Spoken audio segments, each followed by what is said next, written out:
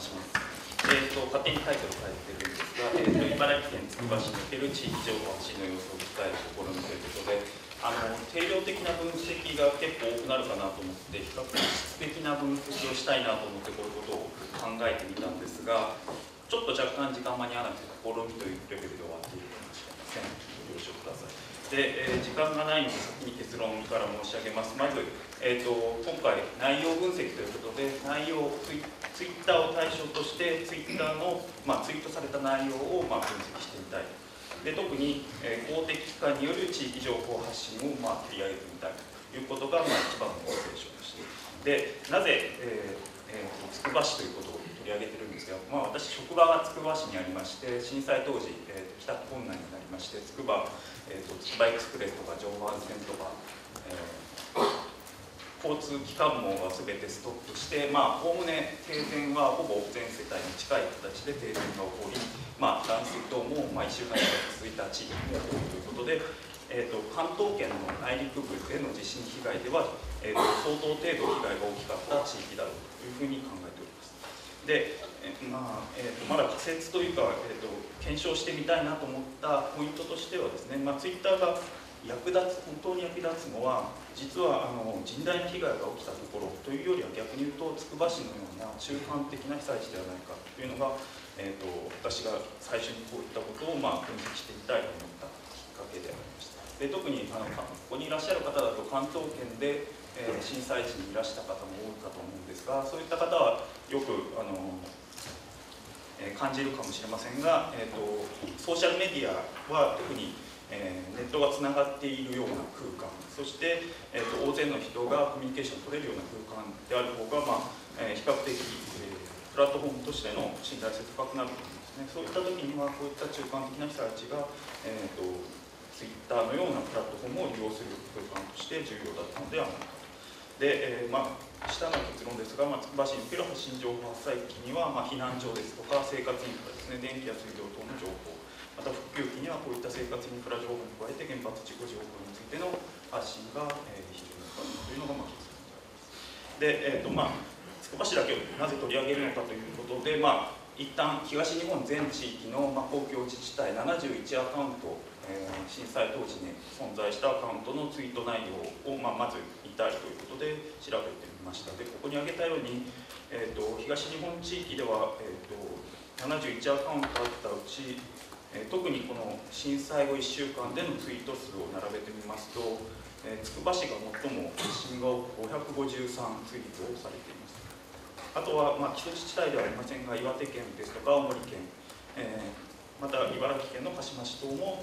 非常に多くの情報を発信をしておるというような状況です。で、それに対する、RT やリプライの数をカウントしてみますと、これはかなり対数的に表現しないと表現しきれないんですが、例えば岩手県ですとか青森県の広報課等が発信しているツイートに対する RT やリプライは非常に多く、7万件や2万5千件。で、つくば市はそれに次ぐ2万3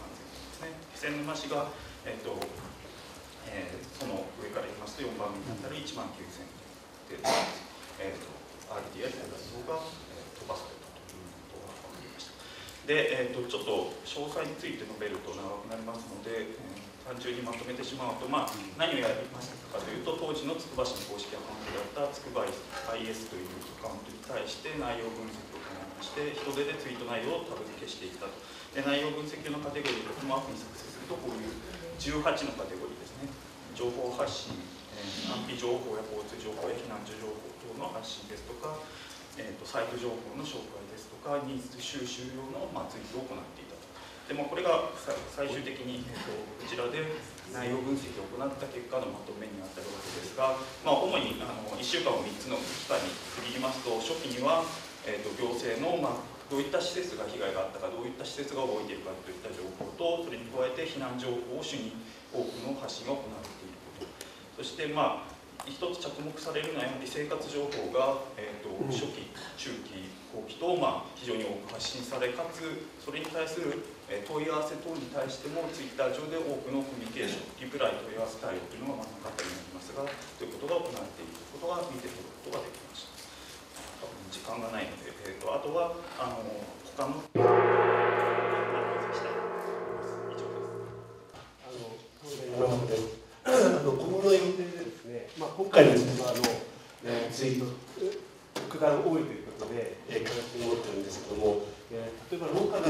情と対応っていうのは今後非常に重要なんですけど、データとしては存在しているんでしょうか。データとしては残念ながら存在、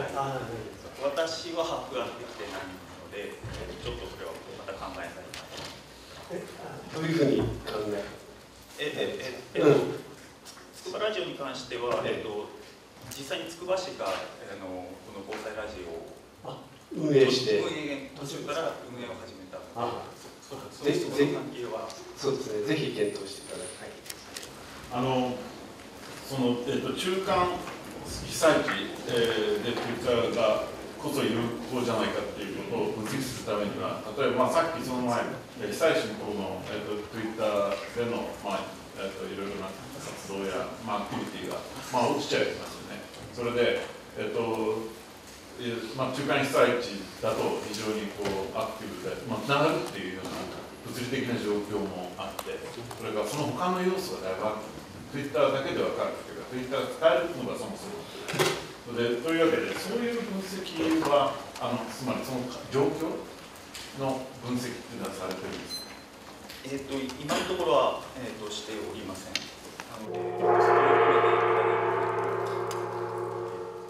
はい、ありがとうございました。